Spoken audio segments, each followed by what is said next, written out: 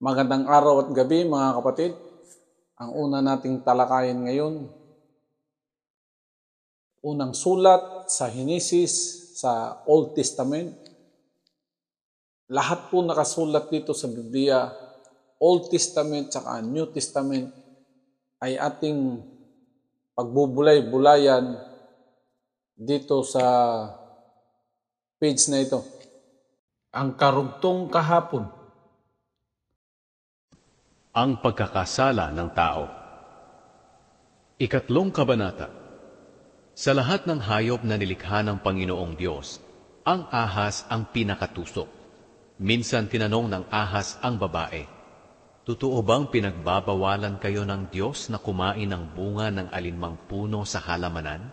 Sumagot ang babae, "Makakain namin ng kahit anong bunga ng puno rito sa halamanan, maliban lang sa bunga ng puno na nasa gitna ng halamanan.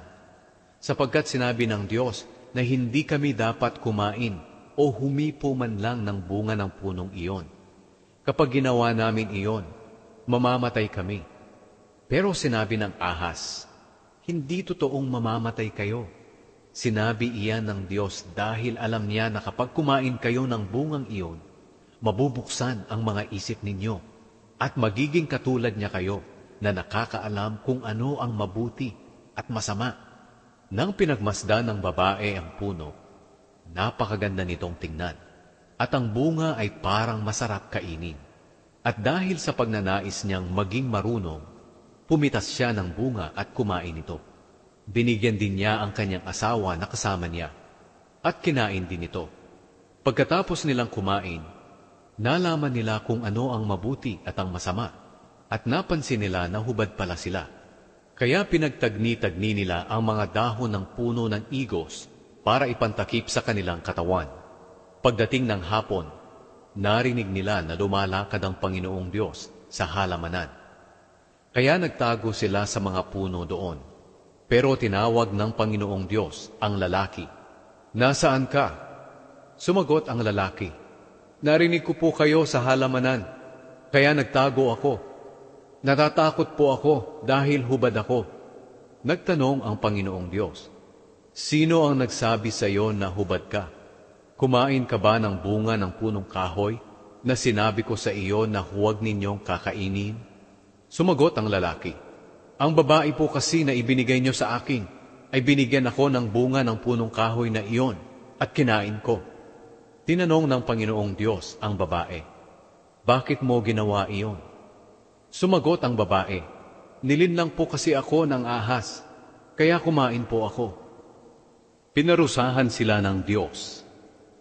Kaya sinabi ng Panginoong Diyos sa ahas, "Dahil sa ginawa mong ito, parurusahan kita.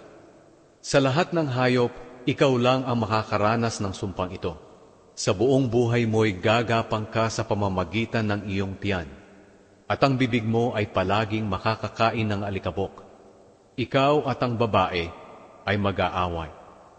Ang lahi mo at ang lahi niya ay mag-aaway din. Dudurugin niya ang ulo mo at tutuklawin mo ang sakong niya." Sinabi rin niya sa babae, "Dahil sa ginawa mo, dadagdagan ko ang paghihirap mo sa pagbubuntis at mararamdaman mo ang sobrang sakit sa iyong panganganak. Pero sa kabila niyan, hahangarin mo pa rin ang iyong asawa at maghahari siya sa iyo." Sinabi rin niya sa lalaki, "Dahil naniwala ka sa asawa mo at kumain ng bunga ng punong kahoy na ipinagbawal ko sa inyo, susumpain ko ang lupa, kaya sa buong buhay mo ay magpapakahirap ka ng husto para makakain. Tutubo sa lupa ang mga damo at halamang may tinik. Ang kakainin mo'y manggagaling sa mga pananim sa bukid. Kinakailangang magpakahirap ka ng husto para makakain, hanggang sa bumalik ka sa lupa na iyong pinagmulan. Dahil sa lupa ka nagmula, sa lupa ka rin babalik." Pinangalanan ni Adan ang asawa niya na Eva, dahil siya ang magiging ina ng lahat ng tao. Pagkatapos, gumawa ang Panginoong Diyos ng damit mula sa balat ng hayop para kay Adan at sa asawa nito. Pinaalis ng Diyos sina Adan at Eva sa halamanan ng Eden. Sinabi ng Panginoong Diyos, ang tao ay naging katulad na natin, na nakakaalam kung ano ang mabuti at masama. Kinakailangang hindi siya pahintulutang kumain ng bunga ng punong kahoy na nagbibigay ng buhay.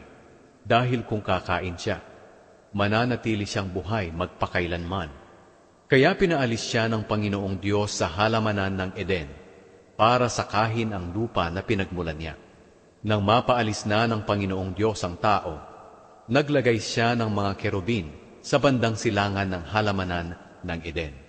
At naglagay din siya ng espada na naglalagablab at umiikot para walang makalapit sa puno na nagbibigay ng buhay.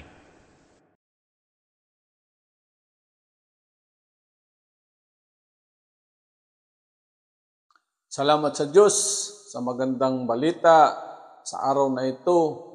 Hinihikayat ko kayong lahat manood at makinig sa kasaysayan at sa katotohanan sa nakasulat sa banal na aklat. Araw-araw akong magbibigay ng sinasalaysay at pagbubulay-bulay kaugnay sa ating buhay. Pagkaloob ng Diyos, bukas, sa ganitong oras, sa susunod na kabanata. Hanggang sa muli, bye-bye. God bless us.